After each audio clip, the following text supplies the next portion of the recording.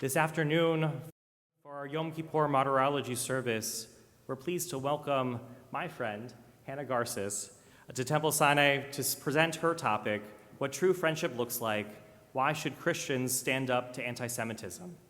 Hannah Garces is the Advocacy Associate for the Philos Project and works to mobilize the Philos Action League. Born and raised and based in New Jersey, Hannah holds a BA in History and Jewish Studies from Rutgers University, as well as an MA in Islamic and Middle Eastern Studies from the Hebrew University in Jerusalem. Since her first trip to Israel in college, a piece of her heart remains in the land. It's that passion that drives her to standing up for Israel and against anti-Semitism. Prior to joining the team at the Philos Project, Hannah worked in the Israel advocacy space with Stand With Us for 6 years, where also, I believe her husband also worked, and now they both work at the Philos Project, and so we also welcome Matt as well to Temple Sinai, and it's my pleasure to bring Hannah up onto the bima. We're going to do a quick change as we bring some chairs up for a conversation. So I'll be honest, this is really fun because when you're a rabbi and it's the high holidays, life gets busy and you don't get the time to see friends, and it's been quite some time since we last had the chance to get together. And so this is awesome to have this opportunity. I wanted just to share as an introduction is that Hannah and I met at Rutgers, both as Jewish Studies majors, and I don't remember our first meeting, whether it was in class or maybe even at Hillel. Yeah, I was trying to think about that, and I was like, I think it was class. Okay, it was probably class. Which seems appropriate because by sophomore year, we thought we were the cool kids that already had apartments. I think you were living in university housing, I was off campus, and well, we would get lunch together before class. And I just want to say that this is who Hannah is that when I would go over to her house, her apartment for lunch, knowing that you didn't even ask questions. I don't remember what we had for lunch. We alternated that whatever class it was, whoever was going to serve lunch. But when I went to Hannah's house, when she was cooking something, she had 2 different pans going and 2 different spatulas because, well, she made something that was vegetarian for me and something for her, and it was just like that was the type of friend that Hannah is that you just have a great understanding, and you had a way of making me feel comfortable as well. And I think that's so important because when we were talking about what could be an idea of this topic, or a title, you immediately said it's about true friendship. And for me, well, I know we're looking at a room of people that are hungry right now. So I would say that the way to anyone's heart is is through food. Maybe not on Yom Kippur, but soon enough. And I appreciate the way that you, right through that friendship, displayed that in that way. And I have to be honest with you, is that for many years, you were working after college with Stand With Us, and we had lots of conversations about your work. And Stand With Us, for those that are not familiar, is an organization that does Israel advocacy. And while not primarily a Jewish organization, I assume it felt like a Jewish organization.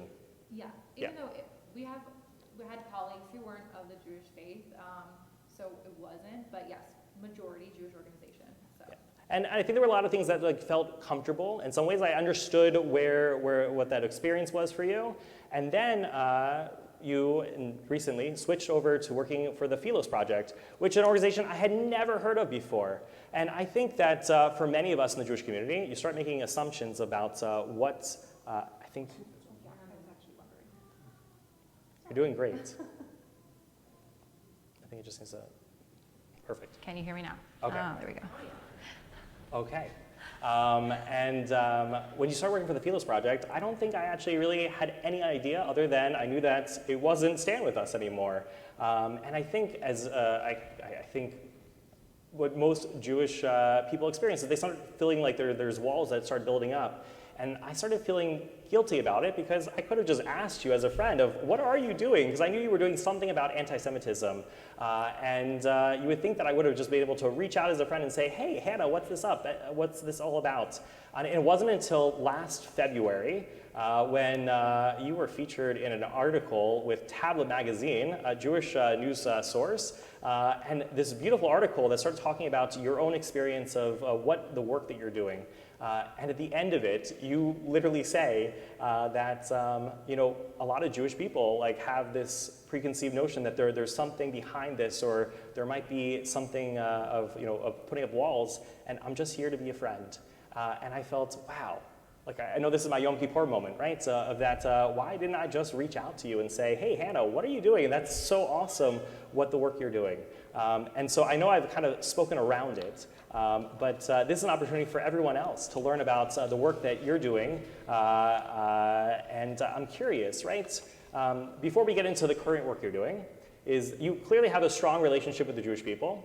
As someone who has been raised Christian, where did this friendship start from for you, and why did you end up in this work of working in the Israel advocacy and fighting anti-Semitism? Right. Well, first I want to say thank you, Sam, for inviting me. I know it's such an honor for me to be here with all of you today. I know how precious this day is, so I feel very honored to sit on this stage with you, and I hope you're having a meaningful fast and that you get to eat soon. So we'll start with that. So my work in this area started way back before I met your rabbi. I was in middle school, and two of my very dear friends grew up Jewish. And so I was learning about this thing called a bat mitzvah at the time. And so they were explaining to me they had to go to Hebrew school and what all this entails. And as a believer, I grew up in a church that always believed in praying for Israel and supporting the Jewish people. But I didn't actually have any Jewish friends up until that point. So when I started to get to know these people as my friends first, and then learning about their traditions, their faith, and their culture, I was so amazed, and I'm a sponge, and I just wanted to learn more. So I'm like, tell me about this Hebrew school. I'm like, this is so cool. I don't get to do anything cool like this, and I don't have CCD because I'm not Catholic. And I'm like, oh, I just have Bible study. I'm not sure. Did you see the Adam Sandler movie recently? I did actually see that. Okay, yes, well, I wanted to talk to you about it, but okay, we'll talk later. Later. Yeah. Okay.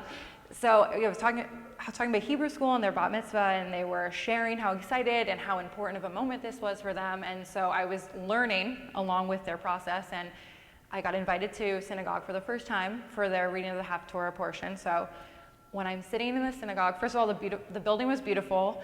I go to a non-denominational church. Our churches aren't really known for their architecture or beauty, so I walked in and I was in awe, and I sat down and I waited for the service to start. And my friend got up on the bima and she started doing her Haftorah portion, and I started crying, and I was just like, wow, I was so moved. It was so beautiful, the Hebrew, just sitting in that room, and the warmth and love I was feeling from everyone. And I was like, wow, that was a very emotional response. Okay. So I was very excited for my friends, and then we had the party, which, 12-year-old, 13-year-old, you're excited about the party. We went laser tagging.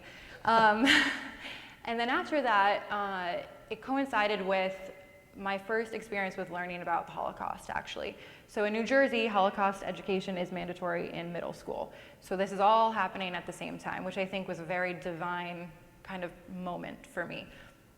So we were told we were going to have a guest lecture in our social studies class one day. And I walk in, and the person standing at the front of the classroom is my friend's grandmother, who I have met on many occasions before because I've been friends with her for years now. And I met she's this lovely woman, vivacious, the kindest person I've ever met. And so I see her at the front of the classroom, and I'm kind of taken aback because up until this moment, I hadn't known this part of my friend's story. And I heard what had happened to her, and I couldn't believe it. And it took me back that this kind, beautiful woman who is so warm and loving experienced something so horrific because of her identity and her faith. And so all of this happening at the same time, as a 13, 12-year-old, wherever we are, I was so upset that this could happen. And so I wanted to know everything from start to finish. How could this happen? How could people do this to one another? What could we do to make sure this never happens again? And so I kind of got on fire, and I did my own research. I started volunteering in my local Holocaust and Genocide Center at the community college down the road from where I lived, and that kind of started my trajectory. So I say that when I got into this space, it was a friendship, it was a relationship. So first I learned about the culture and the faith and a little bit of the history, and then when I got to college, I met your rabbi. Well, it's funny that you ended up at Rutgers, right? Because Rutgers doesn't have a Holocaust studies, which is what you were which I wanted to do. do. Correct. So not a lot of colleges had a BA in that at the time. So when I went to Rutgers, I asked someone in the Jewish Studies department, I said, this is what I want to do. Can I do this at Rutgers? And they said, yes, you can take these courses and you can do history and you can kind of mush it together for what you want. So I decided I'm going to go to Rutgers. And that's where I met your rabbi. I forget what class it was that we met in, but you could guess as a Jewish studies major, it's a very small department. It was very small. We had a lot of classes together, including Hebrew, which he had to suffer through my very, very bad Hebrew reading in class, which I'm sorry about that. I was impressed. Again, for someone who didn't go to Hebrew school, everyone else had like a leg up of, they already knew the Aleph Bet, but like modern Hebrew, it was a little bit something new for everyone else, learning grammar, and you had everything on you, and yet you kept up with everything. I had to get a tutor, but yeah, I loved the experience. So when I got to Rutgers and I was again engaging in the Jewish community a little bit more at the collegiate level, I learned now about a new added layer to this, and this was the Israel. So again, as a Christian, we hear about Israel because we read the Bible all the time, and so you only have it through this like biblical lens, like all of the stories of our faith took place in this land, but it seems very far away. And then when I was learning about actually what's happening and kind of being a Jewish student on campus and what you felt because of your connection to Israel, I was like, okay, there's another area I need to learn more about, and there's things happening because we went to Rutgers, unfortunately, there was a bunch of anti-Israel protests that we experienced firsthand, and I didn't know what that meant. So again, I was learning this, and well, I just appreciate it. There's something you just said, actually. You said we experience, and it's because like you were always there. I think that's important to recognize, right? There's sometimes when people just show up out of the blue, like something big is happening, but you like were part of the larger community. I think sometimes at college we get into a very insular, like these are my group of friends, these are the clubs I'm involved with, and you were very helpful for me of breaking out of the Jewish like bubble, but also you were there. You were also there with us on Shabbats, and you were there as well, when things happened, right? You didn't just show up at those moments. You were always there, and so I appreciate that you said a we, right? Oh, well, thank you. Yeah. So yes, we did experience that, and I appreciate, again, learning from you and our other friends like Shira, and I could go on with a lot of names at the time, but learning about that, so I then realized I need to learn about this added layer. So I had the opportunity to go to Israel for the first time while I was in college. And again, a kind of a divine moment for me. I got there and I fell in love even further with the land and the people, and I was kind of seeing again through your eyes, my friends' eyes, their connection to the land, and also understanding that as a Christian, like my faith connection to the land was different, but also had this beautiful connection. So there were so many places where we could share, but also we could dispute and have plenty of conversations. And so when I got back from Israel, I started the first pro-Israel group for Christians on my campus, which was an uphill battle. And the people who were in the trenches with me were actually the staff at Hillel who helped me get the club started, and all of my Jewish friends. So again, friendship has just been this natural part of my journey and my story, and I just carried that on to go and get a master's in Israel. And when I came back, I just knew, I'm like, this is a space I'm going to work in. And so I'm here today. Well, it's interesting, right? Because you started off your career, and obviously also in college, spending a lot of time in Jewish spaces. And I'm curious, as someone, because as Jews, we know what the experience is to be an outsider. Being a Christian in the United States, I assume less so. However, like I'm curious, right? Working in these Jewish spaces, right? How was it being an outsider, and is there anything we could learn from that experience of being more welcoming? Right. I'm not gonna lie. The first time I think Sam invited me to Hillel, I was definitely nervous to come. and like knock on the door because I knew I was going to get the question like, what are you doing here? And I didn't come up with it, but Hannah had a last name. It was, do you remember, you used to introduce yourself as I'm Hannah Cohen. Cohen, yeah, because you said something about there's a good, use that one, but Yeah, I was like, okay. So, because the first name Hannah, if you don't know, people just like kind of assume. And then when I said Johnson, which was my maiden name, people were a little bit more understanding. However, I was nervous, and I think sometimes when you go against the grain and you're doing something that's different and you need to step out and be brave, your legs will shake, but it's important to do so. And I'm grateful to the friends that invited me because I did feel welcome when I got there. I mean, of course I got the "what are you doing here" question, a couple of raised eyebrows, and again, with the knowledge I have now, understandable that was the response, because the Jewish-Christian relationships over the years has not been easy, for sure. And so learning that now, I think I understand why there was skepticism. I understand why there is still skepticism. And I think just having the door open to have those conversations, and like I come in friendship and there's no ulterior motives whatsoever, because I've been asked the full gamut of questions, like about conversion, about eschatology, and rightfully so, and I am happy to have those conversations every single time. That, no, I'm just here as a friend, I'm here to support, to stand with, in good times and bad, and we're just friends first as people, and then our faith, that kind of comes second, and it's beautiful that we can have this friendship, and you're so devout to your faith and me to mine. So I think this example, if we could just take it full scale across, the US and the world, could probably heal some things. However, it was nervous at first, so I think having the door open to letting someone like me into, the Hillel spaces is an opportunity to have those connections built, which I think starts. It built a partnership, and it's interesting, right? You and your husband, right? It's through your work at Stand With Us. Actually, I think at a friend's wedding is where you guys met for the first time. Yes, at a Jewish wedding. At a Jewish wedding, yeah. It worked out pretty well for both of you. So moving out of the Jewish world, right, you mentioned about, what if we could just make a partnership that would just go across the world, right? I think that goes to a little bit of the work that you're doing now with the Philos Project. Can you share a little bit more about the Philos Project in general, but also specifically what you're working on within the Philos Action League? Yes.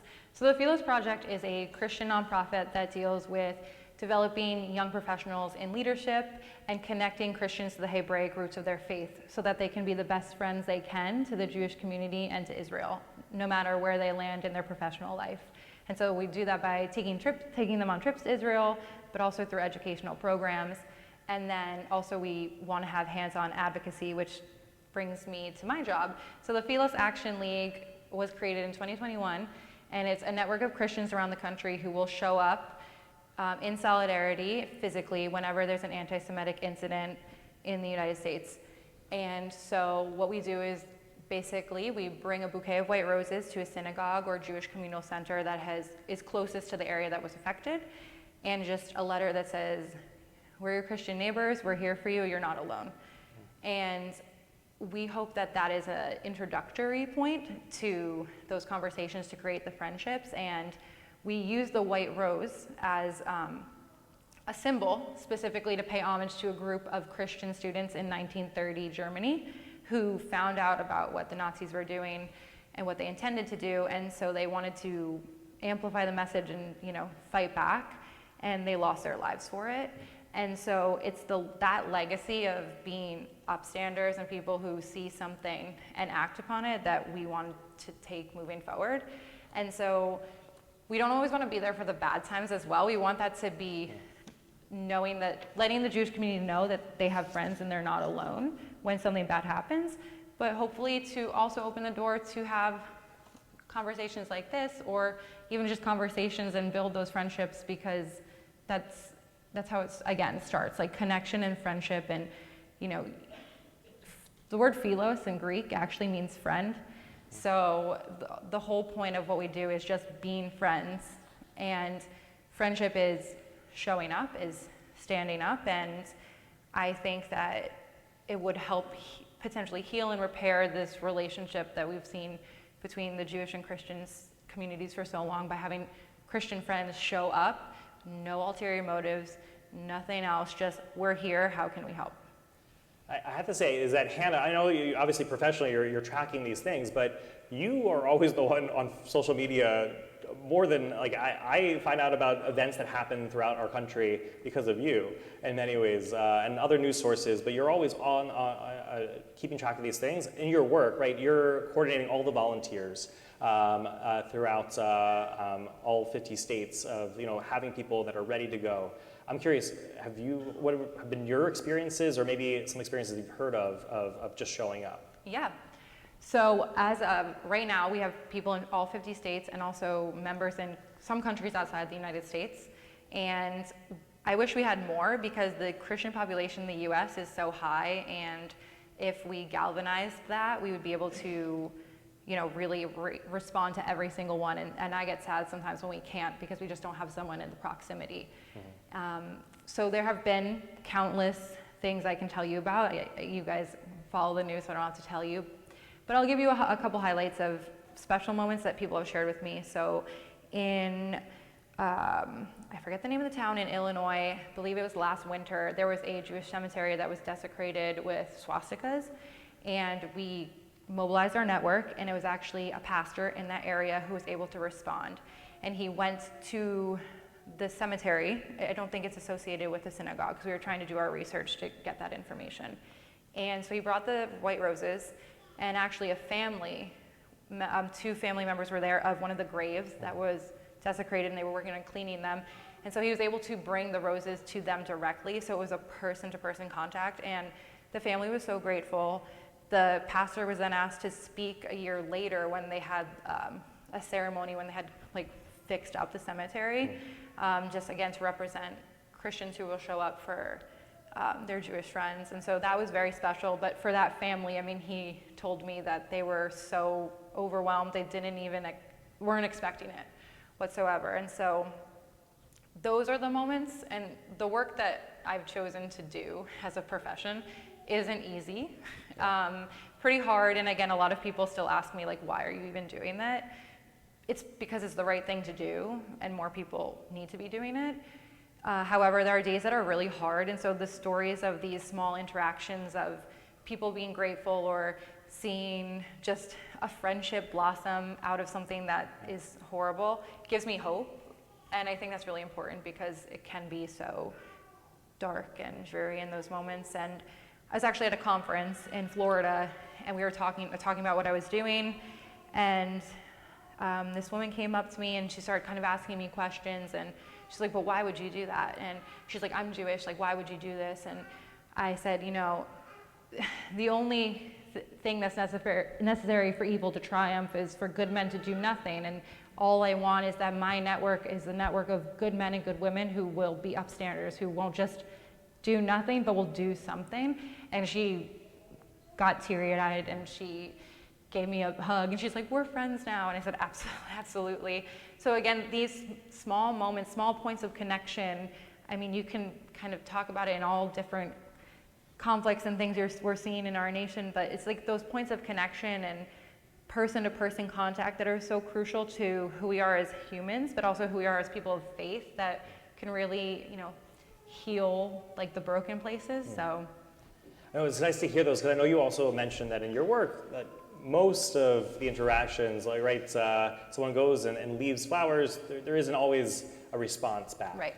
But something you did mention always is that from those that you do hear about is gratitude. Absolutely. And how important that is as well. I know in your work you mentioned about, you mentioned that it's hard actually getting volunteers. Where is that pushback? Right. So we get volunteers by word of mouth. We're a pretty grassroots organization. So it's other volunteers talking about it, or it's churches where we have connections with pastors, or someone in the network is just so excited about what we're doing, conferencing, really hitting the pavement. I think the pushback is just that when people don't understand how it affects them, they don't want to do it. And so part of what we want to do as well is educate the Christian community on the importance of, the Hebraic roots of our faith. We have so much to be grateful for, to you and the Jewish people, for who we are as Christians. And also there's unique connection points. So we want to educate them on that, but also educate them on the past and like how Christians have wronged the Jewish community in the past and correct course. We're not the same people, like peoplehood anymore. And so it's important that we like take action, like put our feet to our faith. Yeah. So the pushback just kind of comes from, you know, everybody has their own world and their own bubble, and there's just a lot of things that people get filtered with every day to care about. So it's just really inspiring them again to make the connections, because if you have a friendship, you're gonna want to do something to help your friend out. That's natural, it's human nature. So just doing those things, I think it kind of just having to organically build those. I think that's a pushback is just, again, people have a lot of things on their plate. Yeah, it's and a lot of just things to distract their minds, you know. Correct.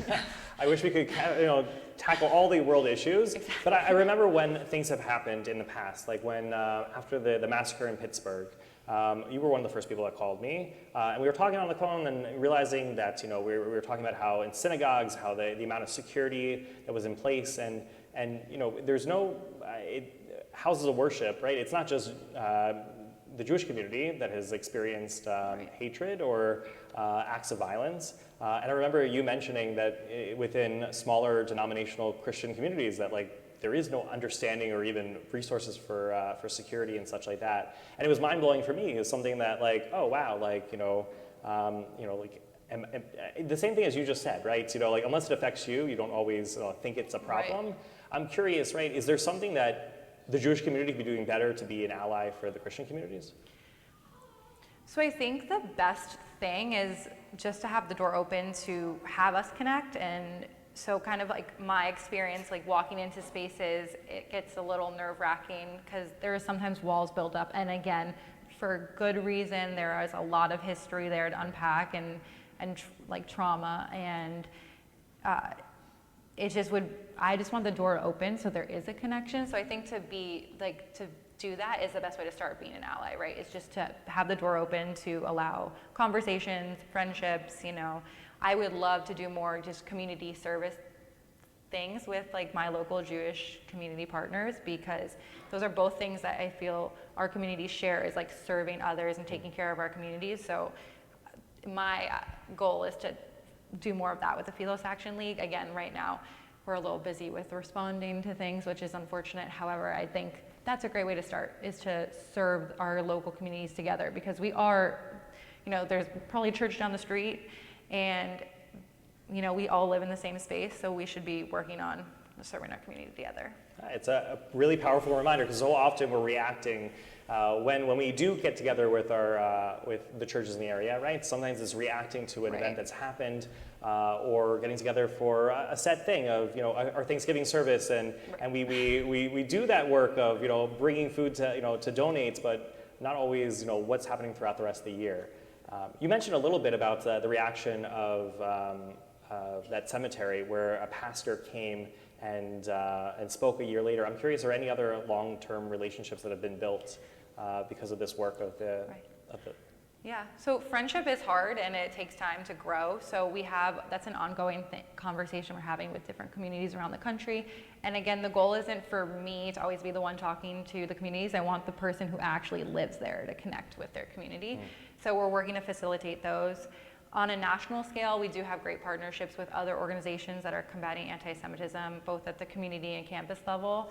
They've really welcomed us in, so those are the ongoing and probably strongest relationships we have, which is great. So if there is ever an issue, they alert us to it, and we get people there to be on the front lines. Like me and Matt and some others were actually just in New York with the Cooney thing, because there's been a lot of issues about anti-Semitism there. And so they called us up and they're like, we're having a protest, like we need some of you guys to come. And we came. So those kind of partnerships with different organizations, just telling them we're here to help and we're happy to work with anyone and everyone who wants to work on combating anti-Semitism and hatred. So we're ready and willing partners. Wow. I know we could keep talking, but I know that there might be other people out there that would be curious to learn more about either your work or something that you've shared. I think we have a microphone to pass around.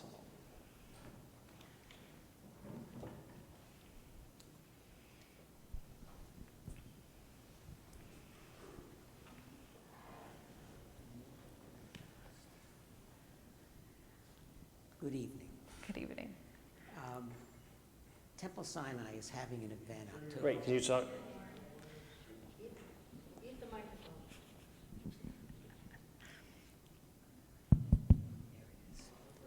Okay. Temple Sinai is having an event October 25th to commemorate the 5th anniversary of the worst anti-Semitic attack in U.S. history, which was the attack in Pittsburgh. Right. At that event, we're inviting churches, synagogues, mosques to come to speak as one voice against not just anti-Semitism, but racism, hate in general, discrimination against. You sound like someone that would be able to bring others to that event. I'm listening to what you're saying about the hate in general, the anti-Semitism, to knock down walls. I am officially welcoming you. You must know the people, and you said that you like it to be the people in the general area of where that is. Yes. So, if you've got them, we want to talk to them. Okay. Absolutely. And Rabbi Hollander can easily make arrangements for you and I to speak. Yeah, we would love that. And we do have a number of Philos Action League members that aren't that far from this area. Nice. So when things happen, like in the Philadelphia area, I can activate them. So yeah, absolutely. We have speakers coming. I can't tell you that you would be one of the speakers. No, I think that your point, and I think that's so important, and I never really thought about what your work is, right? Is to activate other people that are in the local area. While you're not too far away, across the river, it's great to know that there are people in the area, and I think connecting would be so awesome. Thank you. Absolutely. But this sounds like a blend. Yeah, it is a perfect partner. So we would love to get our people there. Now I'll let someone else speak.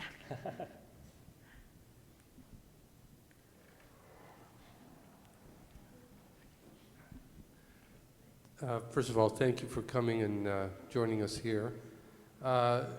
During your discussion and story, I was just curious to know, when you said you were 12, 13, and all of a sudden you had this interest in Holocaust studies. What did your parents think, as a 13-year-old kid coming home to a different family? What did your mother and father think of your interest in these subjects? Yeah. So I'm sure that they were a little surprised when I took every book out of my school library that was on the topic. But they have always been very encouraging of this work that I do.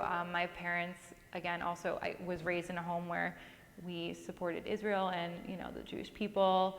And I came back and I was like, this is what I want to do. I was so, on fire, and probably had 50 books. I think my school librarian was like, you can't take out the whole section. And they were just behind me and supportive of me 100%. And that was helpful because I think a lot of people were kind of curious and oh, this is a very interesting topic for a 13-year-old to want to know. But their support has always been so helpful. And actually, the only time I got backlash from doing this work was when I wanted to go to Israel to pursue my master's degree. People thought that my parents were crazy for letting them send their 21-year-old daughter to the Middle East to live there, and because all people see or know is the news and what the media shows. And my parents have, again, always just been such strong people of faith, and they're like, if this is what she is supposed to do, she is going to be fine, and we trust her. So they actually got me the introduction to the local Holocaust and Genocide Center at the community college across the way because my parents knew someone at the college. So they opened that conversation where I was able to volunteer. So they were supportive for sure, which is helpful because it was a tough topic for a 13-year-old to wrap their hand around. Hi, I am also an RU graduate. Go Yay. Scarlet Knights. I'd like you to talk more about the club, the thing that you started on campus, and is it still there? Is it still active? Yeah. So I started a chapter of Christians United for Israel. So it's a national organization. At the time, they were trying to get students to start local chapters on their campus. I think it was active up until 2 years ago. I was like checking the Facebook page, but I did pass it on to some good stewards for a while. And there has just been a trend in the Christian community that we're noticing on the Gen Zs, that their support for Israel is actually waning. So that's something that we're trying to figure out how to tackle moving forward. And so I don't know if that has something to do with it. Also, maybe COVID craziness on campus has maybe made that club more difficult, but unfortunately I don't think it's there anymore. But it did last after me for a bit of time. And now what you mentioned, a lot of your work is actually doing the postgraduates. Right, so we are really focused on young professionals. So once they leave college, to make sure those who got excited about this in college or were passionate about it stay engaged in the space. So we work with young professionals. There is a Christian organization that works with campuses. They're called Passages. So we work with them. They feed us people in the young professional group. But unfortunately, my group isn't there on campus anymore. But go RU. Sad loss on Saturday for football, if anybody followed.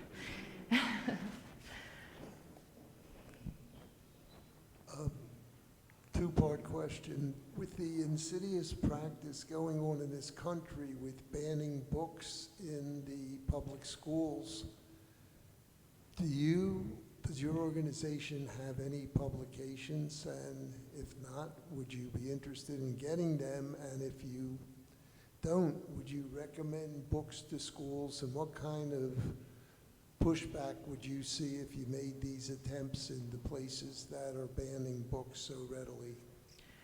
So our organization, I don't think they have publications, but we have some authors that we work with that have written books on Israel and again the Christian connection to the land, but they're not, I think, elementary level. A lot of the work is a little bit more scholarly, so it's campus and above, I believe. I'm not sure about getting publications, but we do want to get more resources to the Christian community, again, on the importance of supporting the Jewish people and Israel. It would probably be a task to me to come up with a resource guide, so I don't know if I have time to write a book at the moment, but if I do, I will let you know. I think it's a great suggestion, Herman. But yeah, I mean, I think, because of just like, again, the climate and the anti-Semitic rise that we're seeing, and again, the pushback on even Israel in different levels in the country, of course, if we try to push a book in there, there would be pushback. I mean, that's unfortunate, but we would be fighting against it.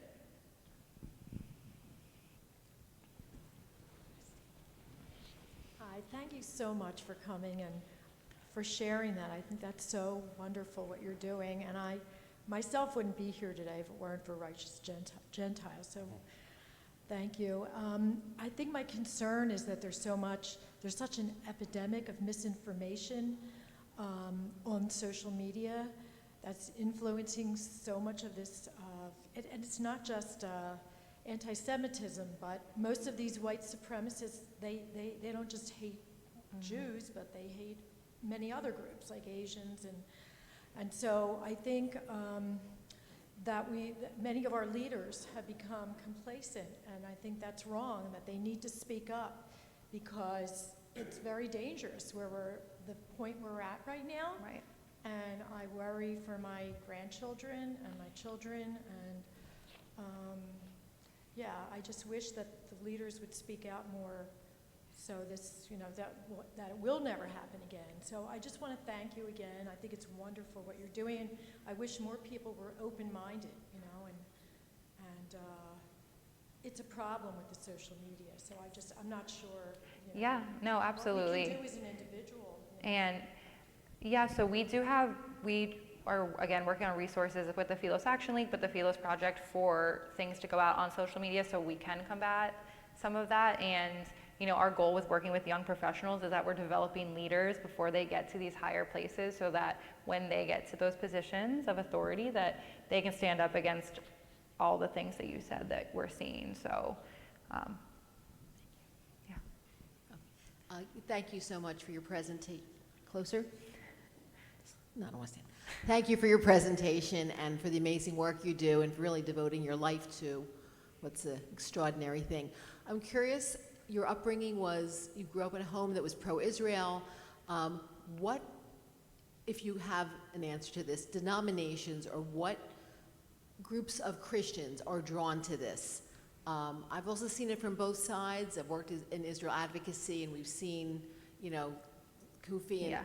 And I'm just curious to know, and who will say to you, why are you doing this? And you know, but is there any particular group or denomination or the way people are raised that are drawn to support you in this work that you do? Thank you. Oh, yeah.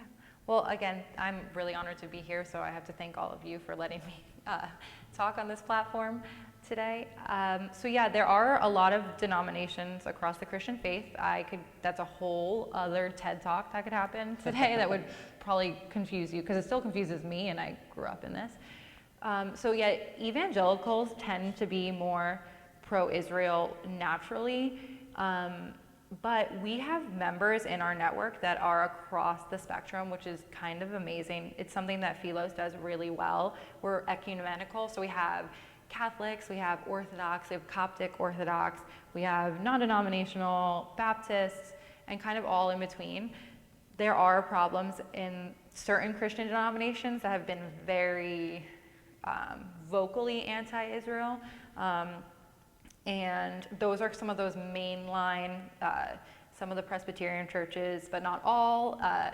Some, again, Unitarian, there's a lot of different ones. So again, the natural partners are gonna be your non-denominational churches. And non-denominational is a little tough because there's not always a church structure. So it's really church to church, so connecting with a member of the leadership.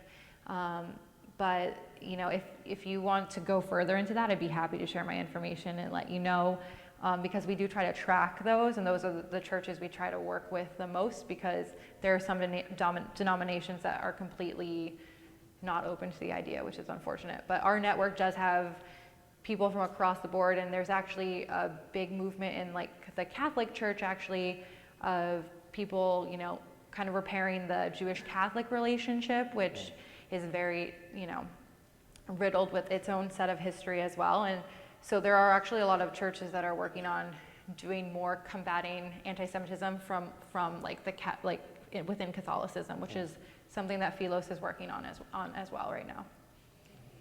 Along similar lines, have you experienced any confrontation, be it physical or verbal, from the Christian communities?